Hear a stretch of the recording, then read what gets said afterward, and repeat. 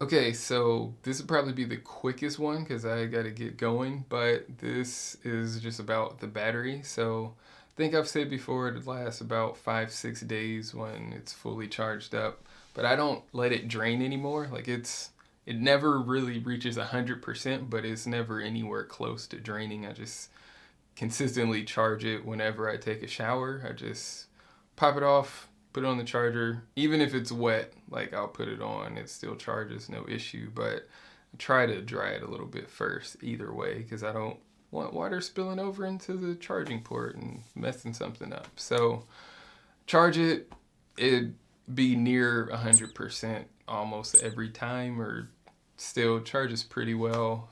Even when it drains all the way, it charged up to about 100% in about an hour.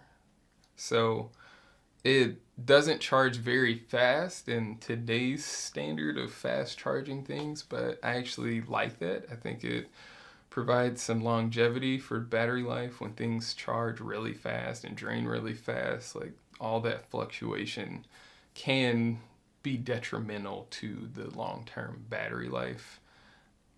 Maybe. I don't really know if that's completely true, but I hear those are some of the rumors that are out there on the interwebs.